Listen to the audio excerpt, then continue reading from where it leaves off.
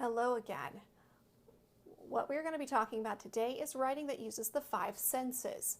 Now, an important part of being an author is making sure that you're using enough description so that your reader can visualize what's happening in the story.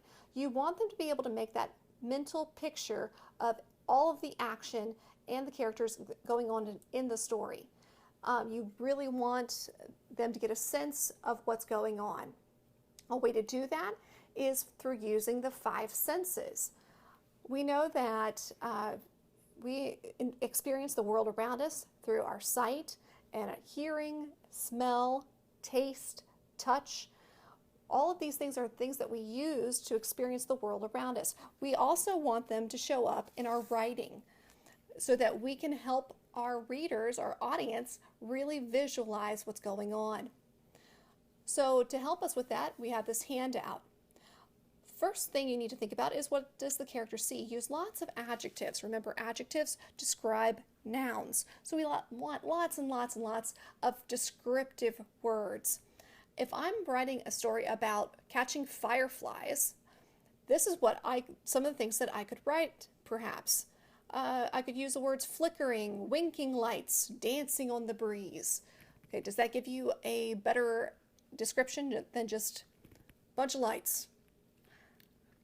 Okay, a bunch of fireflies. Okay, but if we say flickering, winking lights, dancing on the breeze, how about what does the air smell like? If we're catching fireflies, I said dried grass and warm pavement. Have you ever smelled, do you know what I mean by the smell of warm pavement? So after it's been baking in the sun all day, it kind of gives off a kind of just a very warm, earthy kind of smell. So that's what I'm kind of describing here. And you can think about what the air would smell like in your setting. What can you hear? If I'm talking about catching fireflies, maybe there's the breeze in the trees. Maybe there's the crunch of dry grass and twigs under your feet.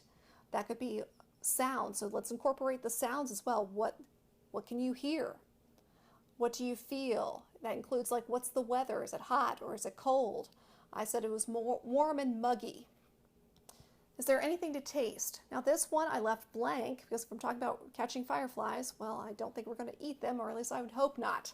So you're not always going to fill in this last box, but if you're talking about making cookies, maybe you want to mention the way that they taste.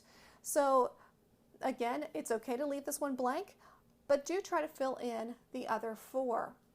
And make sure that you're using lots of description from the five senses.